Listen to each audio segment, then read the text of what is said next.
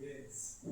Luego mana ko si Rosa di pas na. Hey, Yuri kata itu creator orang. Terus na, kalau Giyongnya kali hat Allah kursi, bukan apa apa itu. Asal bahasa apa itu? Itu seniga kursi. Seniga kursi.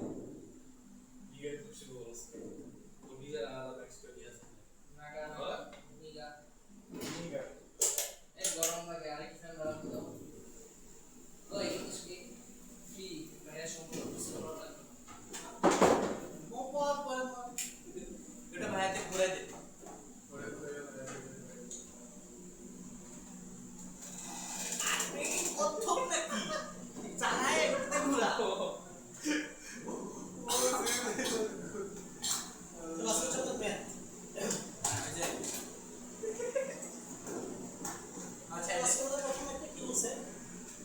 যে 38 degree Celsius তাপমাত্রায়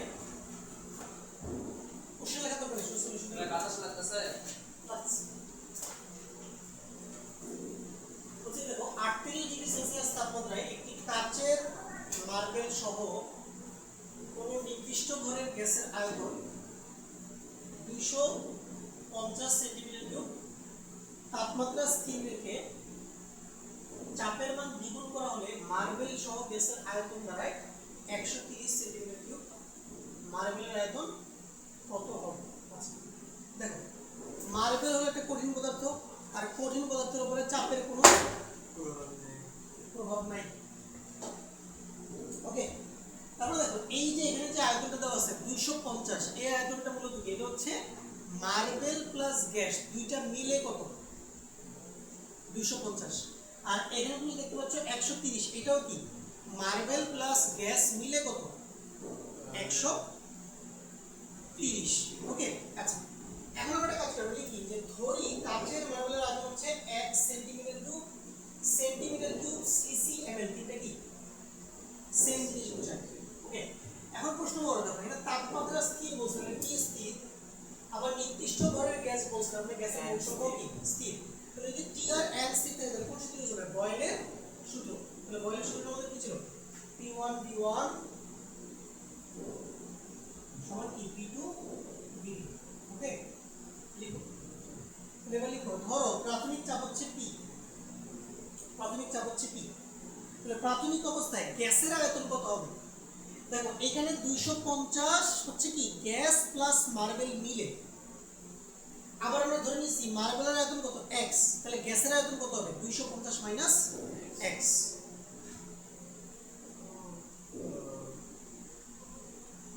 250 minus x এবার দেখো চাপের মান দ্বিগুণ করা হলে চাপ কি হয়ে যাবে 2p নতুন আয়তন কত মার্বেল সহ গ্যাসের 130 তাহলে মার্বেলটা বাদ দিন 130 থেকে x বিয়োগ এবার সলভ করে তার মধ্যে কত x এর মান এইগুলি দেখবা x এর মান 10 আসবে প্রশ্ন কি প্রশ্ন কি কেটে থাকে প্রশ্ন তো হবে না মানে সব শুধু সলিউশন কি কথা আছে সলিউশন কবে দেখলো ট্যাগ করে দিলে কিসের এটা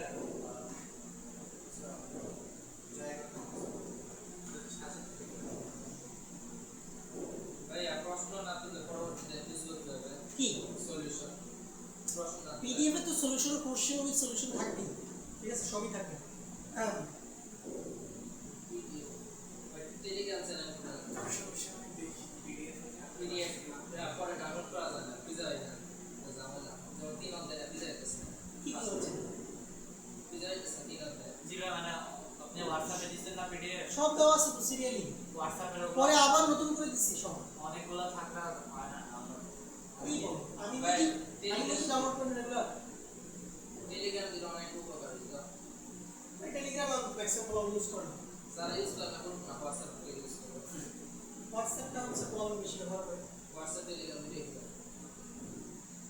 টেলিগ্রাম এখন বাংলাদেশের প্রবলেম এখন টেলিগ্রাম পুরো ইউজ করে মানুষ বোকা টেলিগ্রাম কত কিছু আছে চলো বিশেষ ক্লিয়ার প্রসিডার থ্যাংক ইউ তো এটা কি আমাদের হয়ে গেল নেক্সট ম্যাথ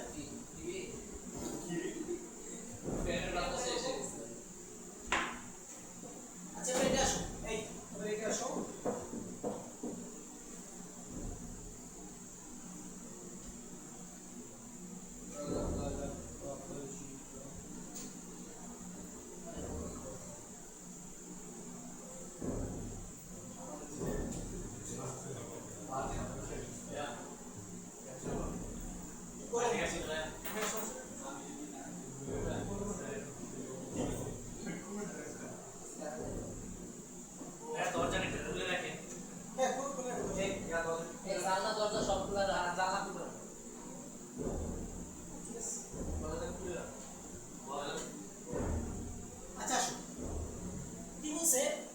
ডিগ্রি সেলসিয়াস তাপমাত্রায় গ্যাস ভর্তি একটি বেলুনকে 1200 সেন্টিগ্রেড পর্যন্ত ফোলানো হলো।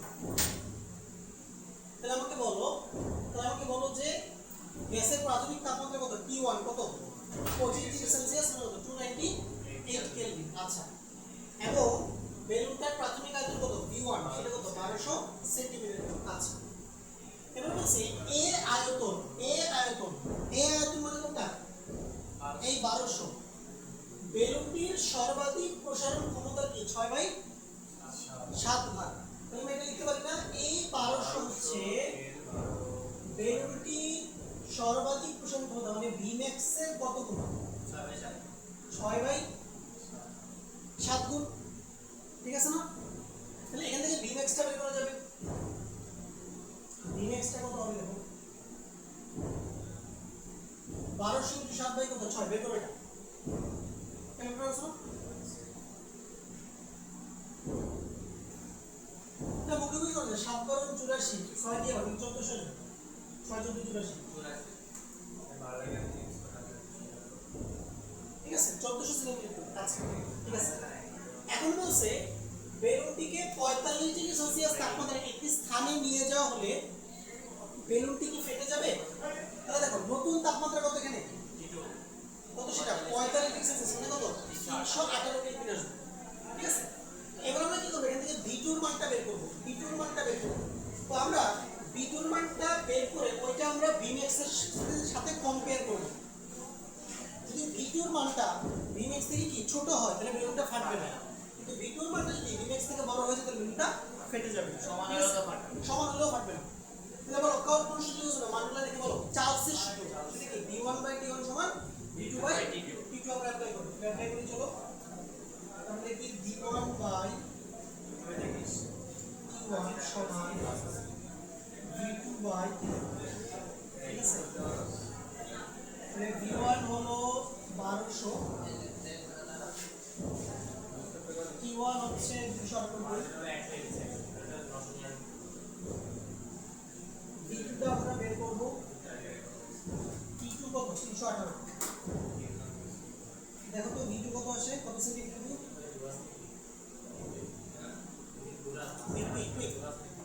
অনেকগুলো বের করতে হবে।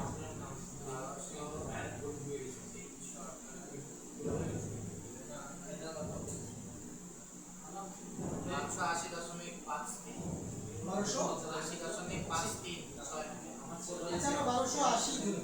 ঠিক আছে,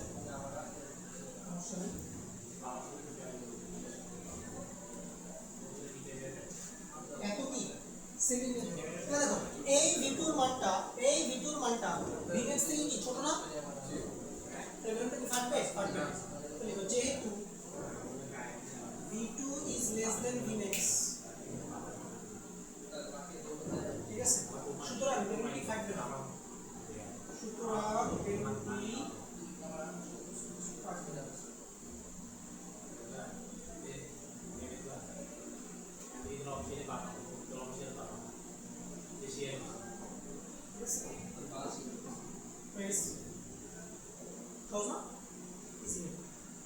এবার প্রশ্নের দ্বিতীয় শর্তে কি বলছে? কত তাপমাত্রার উপরে বেলুনটি ফাটবে? তাহলে কি করব এবার আমরা এই Vmax টা ব্যবহার করে তাপমাত্রা বের করব। বুঝছো? এই Vmax টা ব্যবহার করে কি আমরা তাপমাত্রাটা বের করলে আমাদের হয়ে যাবে। মানে V1 T1 ঠিক থাকবে, জাস্ট এই Vmax এর জন্য তাপমাত্রা বের করব। তাহলে এই Vmax এর জন্য যে তাপমাত্রাটা পাওয়া যাবে ওই তাপমাত্রাটাই কি হবে? আমার সর্বোচ্চ তাপমাত্রা, যে তাপমাত্রায় বেলুনটা ফাটবে না। ঠিক আছে, এর উপরে গেলেই বেলুনটা ফেটে যাবে। তাহলে আমরা জাস্ট আবারও চার্লসের সূত্র অ্যাপ্লাই করব। দেখো দেখো তোমাকে বলছে যে কত তাপমাত্রার উপরে বেলুনটা ফাটবে। তার মানে বেলুনটার যে ম্যাক্সিমাম প্রসারণ ক্ষমতা, ওই প্রসারণ ক্ষমতার জন্য তাপমাত্রা বের করলে আমাদের হয়ে যাবে। অর্থাৎ এই সর্বোচ্চ প্রসারণ ক্ষমতার জন্য তাপমাত্রা আছে না, ওই তাপমাত্রায় পৌঁছানোর পরেই তো কি বেলুনটা, মানে ওই তাপমাত্রার চেয়ে সামান্য একটু বেশি তাপমাত্রা হলে বেলুনটা কি ফেটে যাবে না? কথাটা বুঝতে পারছো? তাহলে এবার আমরা জাস্ট এই Vmax এর জন্য কি বের করব? এই চার্লসের সূত্র প্রয়োগ করে আবার কি তাপমাত্রাটা বের করলেই হবে। তাহলে এবার দেখো, এবার আমরা হচ্ছে যে এই কাজটা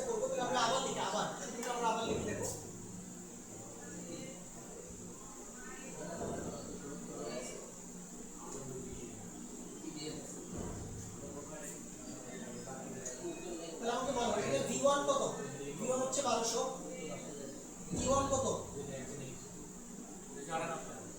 ঠিক আছে এবার এই V2 এর জায়গায় কত বসাবো কত 1400 এই V max টা বসাই দেব 1400 তাহলে আমরা এখানে বসাবো 1400 নিচে হচ্ছে কি 347.6 এত কি কেলভিন তুমি জানো ডিগ্রি সেলসিয়াসে নিতে পারো কিভাবে 273 বিয়োগ করে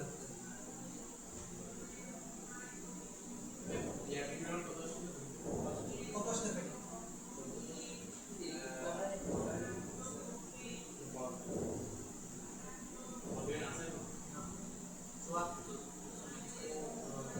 এত ডিগ্রি তার মানে 74 ডিগ্রি সেলসিয়াসের আগ পর্যন্ত বা 74 ডিগ্রি সেলসিয়াস পর্যন্ত বেলুনটা ফাটবে না 74 ডিগ্রি সেলসিয়াসের চেয়ে যদি একটু বেশি হয় তাহলে বেলুনটা ফাটবে হচ্ছে ওটা T1 তাপমাত্রা এটি এভাবে লিখছে কি এটা হচ্ছে যে ফিজিক্সের টর্কের মতো লাগছে টাউ শেষ লিখে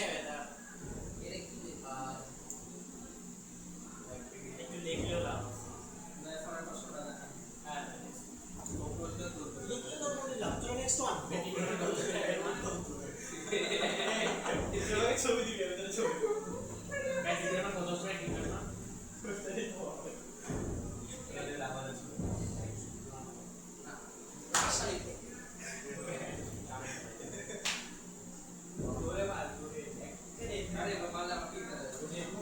চলো এরপরটা বলি কি বলছে 20 ডিগ্রি সেলসিয়াস তাপমাত্রায় একটি খোলা পাত্রকে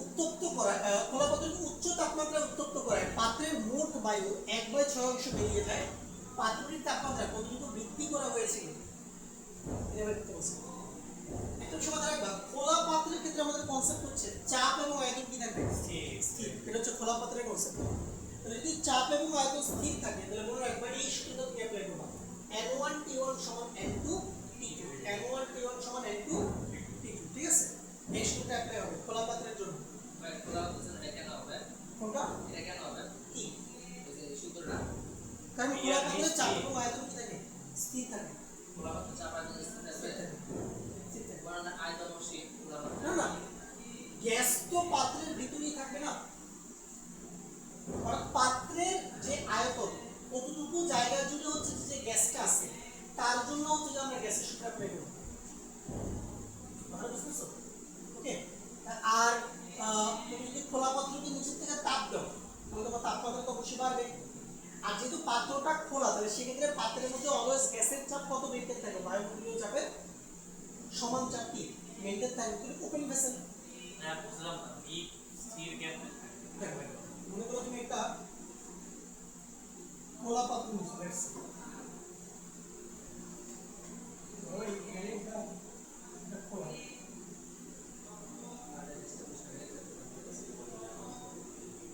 পাত্র দেখো ধরো এই পাত্রের উপরের অংশটা পুরোপুরি খোলা দেখো গ্যাস তো এতটুকু জায়গা যদি থাকবে না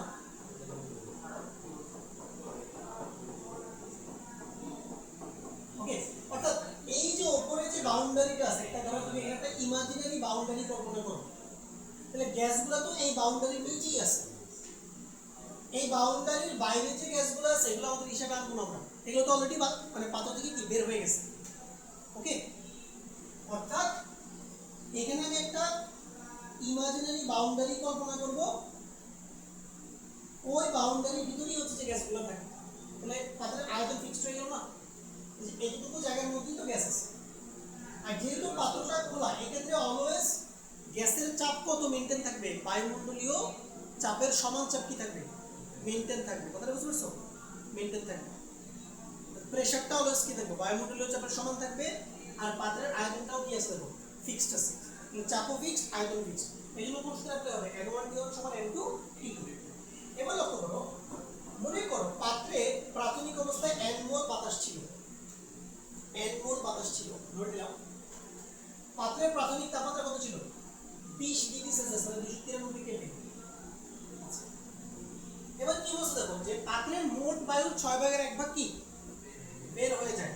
তাহলে দেখো 6 ভাগের 1 ভাগ বের হয়ে গেছে, শুরুতে ছিল n, তাহলে পাত্রে অবশিষ্ট আছে কত n মাইনাস n বাই কত 6। আমরা এখানে নতুন তাপমাত্রাটা বের করব। এখানে আসবে কত n ইনটু 293 দেখো 293 এখানে কত হবে 5n by 6 5n by 6 into t2।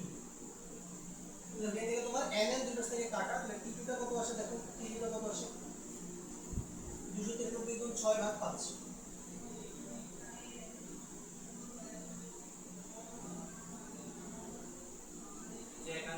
351.6 kelvin. আচ্ছা ঠিক আছে, এটা এক ধরে করা যাবে হ্যাঁ কত না এক ধরে, হ্যাঁ এক ধরে করা যাবে, n এর মান এক ধরে এক ধরে করা যাবে, করা যাবে। তাহলে দেখো, তাহলে আমি বলি যে তাপমাত্রা বৃদ্ধি বলে লিখো, তাপমাত্রা বৃদ্ধি ও বৃদ্ধি, তাপমাত্রা সুতরাং তাপমাত্রা বৃদ্ধি, তাপমাত্রা বৃদ্ধি কত হবে 351.6 বিয়োগ কত 293 এত কেলভিন। কারণ আমাকে তো নতুন তাপমাত্রা চাই, আমাকে চাইছে যে তাপমাত্রা কতটুকু বৃদ্ধি হয়েছিল সেটা চাইছে। কত হবে 48.83 48.83 আচ্ছা এবার লক্ষ্য করো, তোমরা তো এটা জানো যে তাপমাত্রার যে পরিবর্তন সেটা কেলভিন স্কেলে যা থাকে সেলসিয়াস স্কেলেও কি সেমই থাকে। তাহলে কেলভিনে যদি এতটুকু চেঞ্জ হয় সেলসিয়াসেও কি এতটুকু চেঞ্জ হবে। ধরুন যদি সেলসিয়াস এর কথা এটা লিখবা যে 48.3 ডিগ্রি সেলসিয়াস। ওইখান থেকে যদি আমি আবার 293 বিয়োগ মানে 273 বিয়োগ করে বলবো তার থেকে হ্যাঁ ওটা ডিগ্রি সেলসিয়াস তাপমাত্রা বৃদ্ধি করে না না তবে এটা বুঝো, তুমি এটা তোমার নতুন তাপমাত্রা কেলভিনে, এটা তোমার পুরাতন তাপমাত্রা কেলভিন, তাহলে তুমি কি করছো কেলভিন তাপমাত্রা বিয়োগ করে তুমি কেলভিনে কতটুকু চেঞ্জ হচ্ছে সেটা বের করছো, আর কেলভিনে যতটুকু চেঞ্জ ডিগ্রি সেলসিয়াসে কি ততটুকু চেঞ্জ হবে। বুঝছো, নাহলে তোমাকে কি করতে হবে আগে এটা থেকে 273 বিয়োগ করতে হবে সেলসিয়াসে নিবা, পরে আবার 293 থেকে কি 273 বিয়োগ করে দেন আবার ওই দুটো মান বিয়োগ করতে হবে। তো কাহিনী করার দরকার নেই তো, এটা আমরা জানি দুটো স্কেলে চেঞ্জ কি থাকে সেম থাকে, তো আমরা এখানে বের করতে পারি। ইস ক্লিয়ার, এটা সহজ ম্যাথ, ঠিক আছে। নেক্সট ওয়ান, এবারে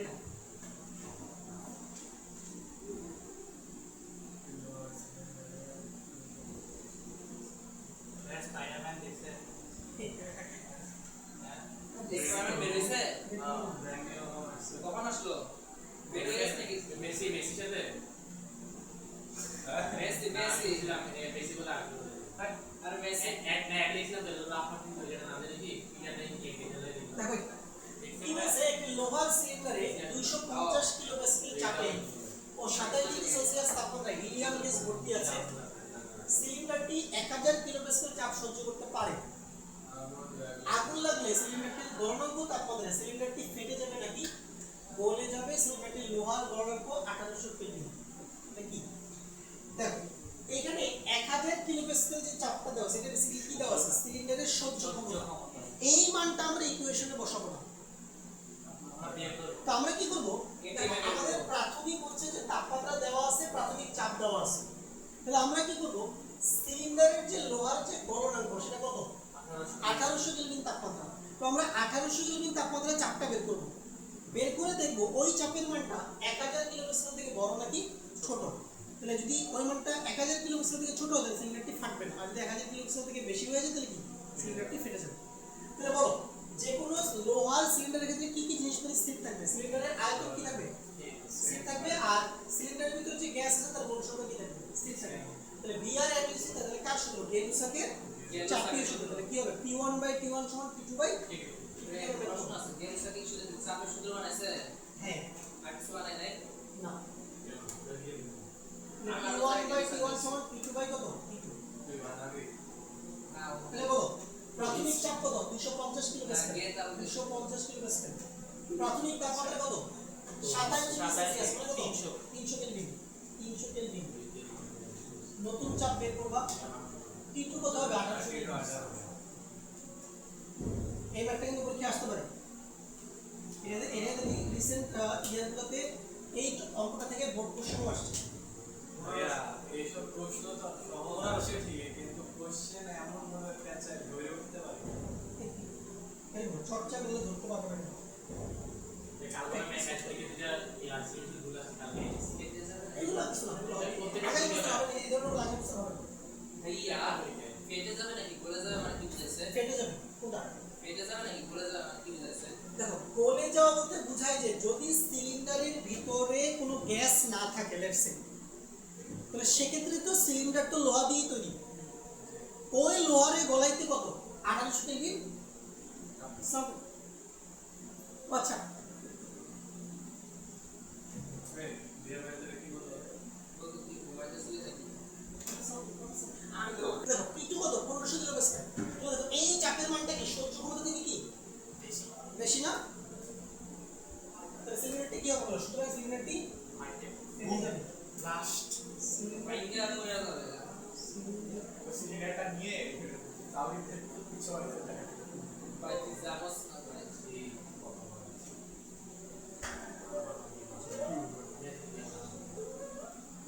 হয়ে গেল না?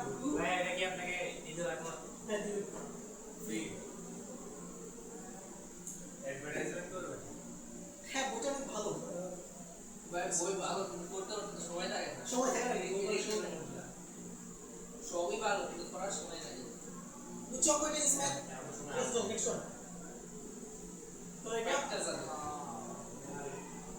আরিফের মন ফেটে গেছে। জীবন জীবন কি বলছে দেখো, বলছে 35 ডিগ্রি সেলসিয়াস তাপমাত্রা ও 1.01 atm চাপে কোনো গ্যাসের ঘনত্ব 25 গ্রাম পার লিটার। একই তাপমাত্রা ও 780 মিলিমিটার চাপে গ্যাসটির ঘনত্ব কত হবে? আচ্ছা, যখনই প্রশ্নে গ্যাসের ঘনত্ব, চাপ, তাপমাত্রা এই টাইপের কথাবার্তা বলা থাকবে, কোন সূত্রটা হবে? এটা D1 T1 বাই P1 সমান D2 P2 বাই P2। এটা হচ্ছে গ্যাসের ঘনত্ব, তাপমাত্রা এবং চাপের মধ্যে সম্পর্ক। ওকে, আচ্ছা, তো দেখো এখানে তোমার D1 কত? 25। প্রাথমিক তাপমাত্রা কত? 35 ডিগ্রি সেলসিয়াস। কত দিলে? 308 কেলভিন।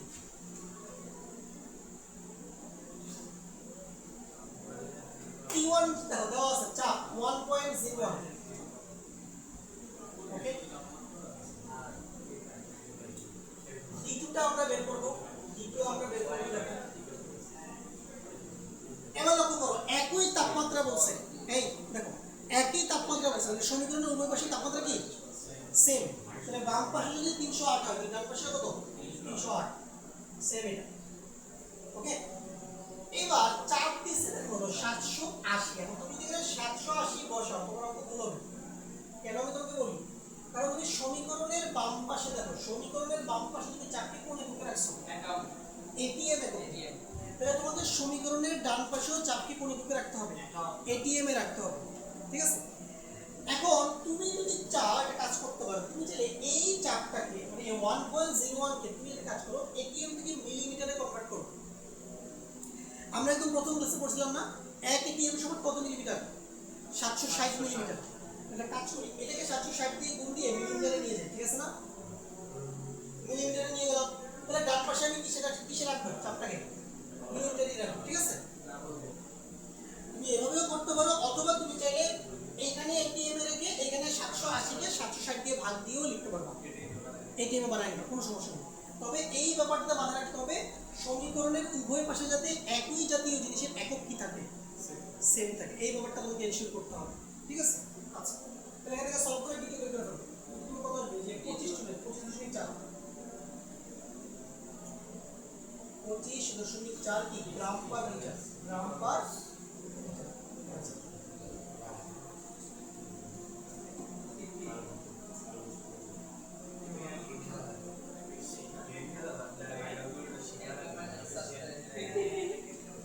নিচে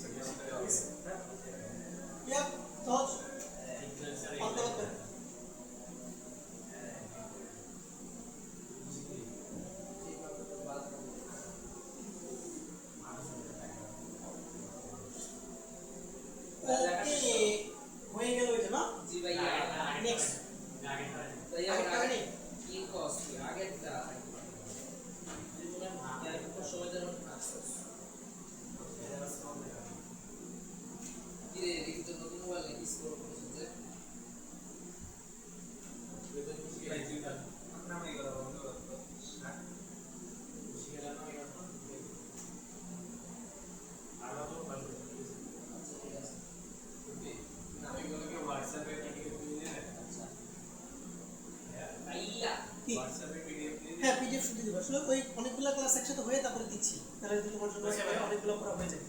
আমাদের এই চ্যাপ্টারে 70% কমপ্লিট হয়ে গেছে। মেসেজ ম্যাথ প্র্যাকটিস করবো, আগামী ধরো 4টা 5টা চ্যাপ্টার শেষ হয়ে যাবে। হ্যাঁ ভাই একটু ব্যাক আপনার নাম দাও একটা শেষ হ্যাঁ। পরিবেশ সেশন শেষ আর ধরো সর্বোচ্চ 5 থেকে 6 ক্লাসের মধ্যে শেষ। কি সত্যি আর এ পরীক্ষায় 5 যে ম্যাথগুলি করাচ্ছি সেটা লিখে দিবো। এবার কোন অধ্যায় পড়াবেন স্যার পড়াতে পারবেন না স্যার আছে না, আমি সিরিয়ালি পড়াবো, চ্যাপ্টার 3 চ্যাপ্টার 4 শেষ আপনি পড়াতে পারবেন স্যার কি স্যার আগে পড়াতে পারবেন চ্যাপ্টার 4 এর আমার কাছে আগের পিডিএফ আছে, যেটা পিডিএফ থেকে নিজে নিজে পড়তে পারো। ক্লাস থেকে ওই যে 26 কোর্সে পড়াইছিলাম তো, ওটা পিডিএফ ক্লাস ভিডিও নাই ভিডিও নাই, এটা দেখো পড়া হয়।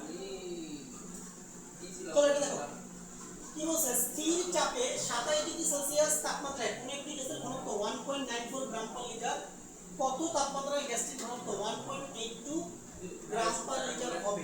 আচ্ছা চলো এটা সলিউশন আমরা কিভাবে করব? Same formula T1 by T1 সমান D2 বাই কত? ঠিক আছে, তাহলে বলো তো প্রাথমিক ঘনত্ব কত? 1.94। আচ্ছা প্রাথমিক তাপমাত্রা কত? 27 ডিগ্রি সেলসিয়াস, মানে হচ্ছে 300 কেলভিন। চাপ তো দাও, একটা কাজ করি, চাপের মান P ধরে নিই। ঠিক আছে, চাপ দেওয়াই নি, চাপের মান P ধরে নিই, সমস্যা নেই। আল্লাহ নতুন ঘনত্ব দেওয়া আছে 1.82, নতুন তাপমাত্রা বের করব। দেখো বলছে স্থির চাপে বলছে না, দেখো স্থির চাপে বলছে, স্থির চাপে বলছে, তার মানে কি চাপের মান যদি এখানে P হয় তাহলে চাপের মান এখানেও কত? এবার কি দিও তা ব্যাক বাটনে চাপ দেন আর কি যেন একটা বক্স এসে গেছে আরেকটা ব্যাক বাটন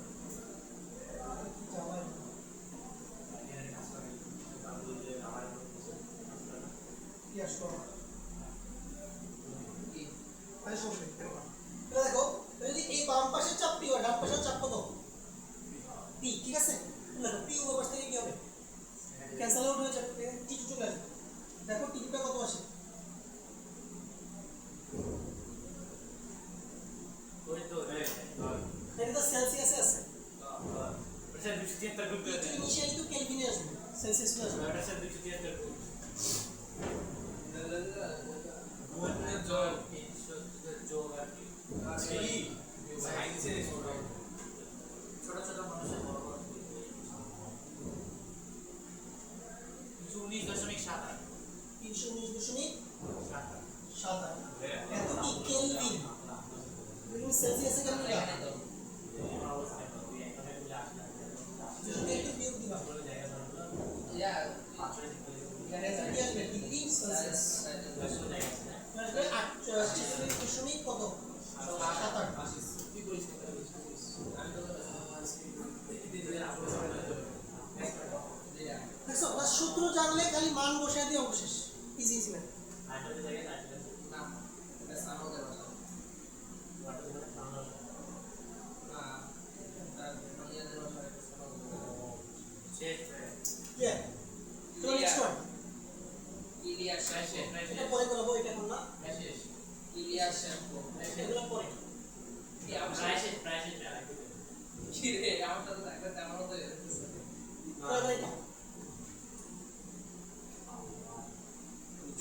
পরে এটা এটা তোমাদের টেস্টে এমন আসবে। ভাই স্টার দেন স্টার তিনটে স্টার স্ট্যান্ডটা কম হয়ে যায় রাইট আমার কাজ করতে হবে এই আপনি চালু দিয়ে আমাদের আরো আওয়াজ করতে তো বলা ভাই বুঝেন আরেকবার আর কিছু না আমাদের চালু দিয়ে প্রশ্ন করতে বলছে 30 ডিগ্রি সেলসিয়াস তাপমাত্রা ও 0.987 atm চাপে 1 ml অক্সিজেন গ্যাসের অণুর সংখ্যা কত হবে? এটা आंसर দেওয়া আছে। আচ্ছা তাহলে এই টেবিলটা কিভাবে তুমি সলভ করবা? কি লিখবা? আদর্শ গ্যাসের অবস্থা সমীকরণ PV সমান nRT। এরপরে দেখো তুমি পরে লিখবা PV সমান, আমরা পড়ছি না মোল সংখ্যার জায়গায় কি লেখা যায়? মোল সংখ্যা লেখা যায় গ্যাসের অণুর সংখ্যা ডিভাইড বাই কি অ্যাভোগাড্রো সংখ্যা, গ্যাসের অণুর সংখ্যা ডিভাইড বাই কি অ্যাভোগাড্রো সংখ্যা আর টি। এবার আমরা মান বসাবো। তো মান বসানোর সময় তুমি লক্ষ্য রাখবা, আমি তোমাকে বলছিলাম যে তুমি চাপের মান অলওয়েজ কিসে রাখবা? এটিএম এ রাখবা, আর আয়তন অলওয়েজ কিসে রাখবা? লিটারে রাখবা। এটিএম এ রাখবা, আয়তন হলো কিসে রাখবা, লিটারে রাখবা। ঠিক আছে, চাপের মান এটিএম এ তো ডিরেক্টলি দেওয়া আছে 0.987, ওকে, ইনটু আয়তন দেওয়া আছে 1 ml, এটাকে কিসে নিতে হবে, লিটারে। তাহলে 1000 দিয়ে ভাগ, তাহলে 1000 দিয়ে ভাগ দেওয়া হয় যা কথা 10 ইনভার্স 3 দিয়ে গুণ দেওয়া কি সেম কথা না, সাইন্টিফিক মেথডে। আচ্ছা, সমান আমরা n এর মানটা বের করব, n এর মানটা আমরা বের করব, এটা আমরা বের করব। আর অ্যাভোগাড্রোর সংখ্যা কত, 6.022 ইনটু 10 কত, 23। আর কত বসবে, এই চাপের মান আছে এটিএম এ, আয়তন আছে লিটারে, তাহলে আর কত বসবে, 0.082 এটা বসবে। আর তাপমাত্রা 30 ডিগ্রি সেলসিয়াস, এটা কেলভিন নিতে হবে, তাহলে 303, ঠিক আছে না, 303। এখান থেকে সলভ করে n এর মানটা বের করে নিতে হবে। আমরা এখানে n এর মান আসবে 2.3907 ইনটু 10 পাওয়ার 19 এত কি, ইজি পিজি লেমন স্কুইজ জলদি। এটা আসবে কিন্তু পরীক্ষায় ইজি ম্যাথ, এটাই আসবে।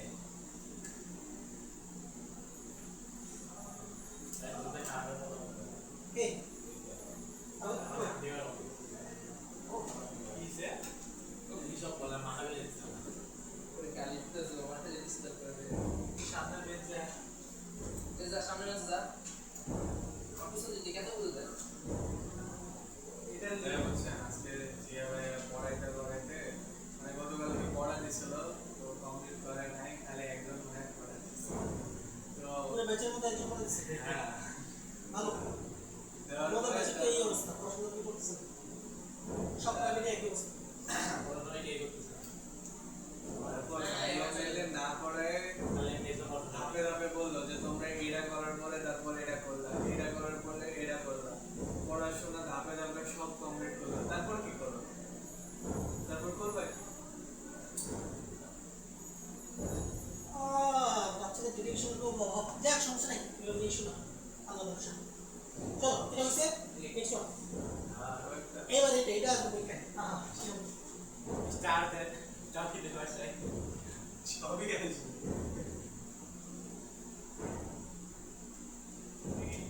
আনবিক ডাব্লিউ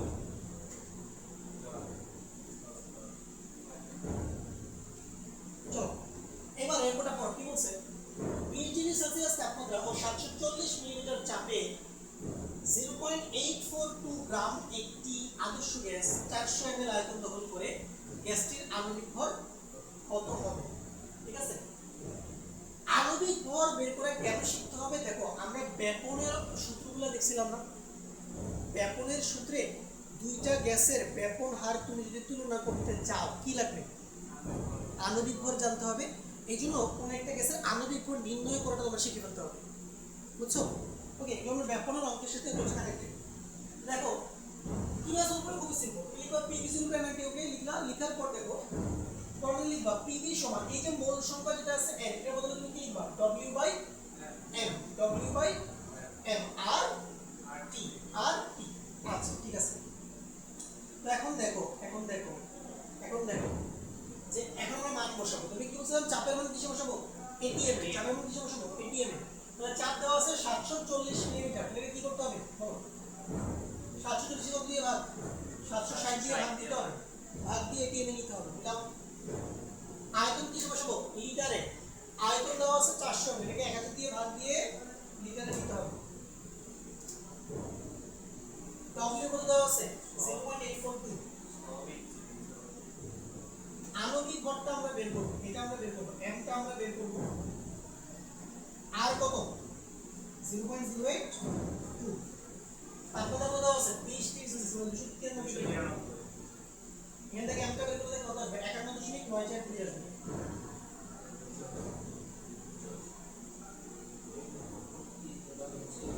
এবার কি সূত্র, এটা একক কি আসবে, গ্রাম পার মোল। একটা ব্যাপার বুঝো, এই m এর সঠিক পরিচয় কিন্তু আণবিক ভর না, এটা সঠিক পরিচয় হচ্ছে মোলার ভর।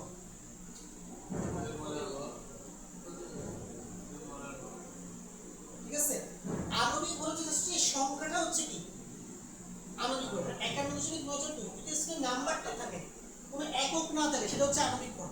কিন্তু যদি একক থাকে তখন সেটাকে কি বলতে হবে? মোলার ভর। মানে 1 মোলের ভর যা আমাদের গ্রাম পার মোল। দশমিক তিন। ঠিক। হ্যাঁ আসুন, এটা তো মনে করো এটা তো কোনো ফিক্সড কোনো গ্যাস না, আমাদের পরিচিত কোনো গ্যাস না, একদম র্যান্ডম একটা গ্যাস, অজানা একটা গ্যাস। বুঝছো আমার কথা? তাহলে আশা করা যায় তুমি অনুসংখ্যাও বের করতে পারবে, আবার কি যে কোনো গ্যাসের এরকম ডেটা থাকে কি আণবিক ভরও বের করতে পারবে। চলো লাস্ট ওয়ান আজকে লাস্ট ওয়ান। কতগুলো বের করছি একদিন দেখছো? 11টা। চিন্তা করা যায় কতগুলো বের করছি? একসাথে এতগুলো করানো শাস্তি।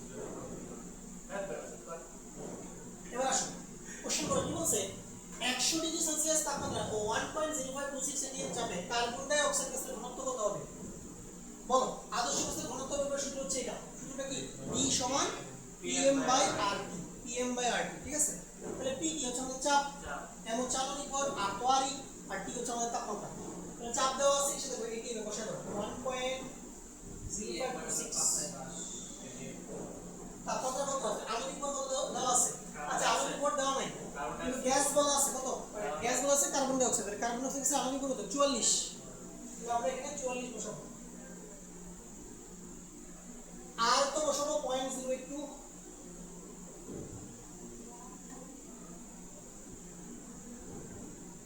তাপমাত্রা কত? 100 degree Celsius, that means 373 kelvin.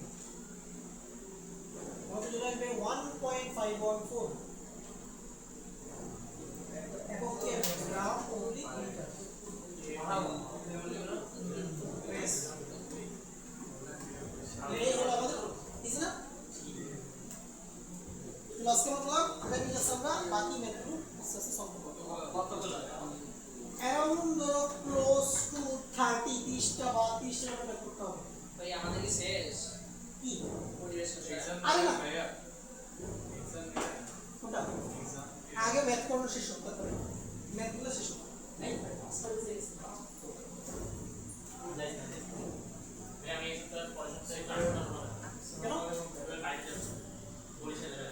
এই সময় বাড়িতে চল ভাই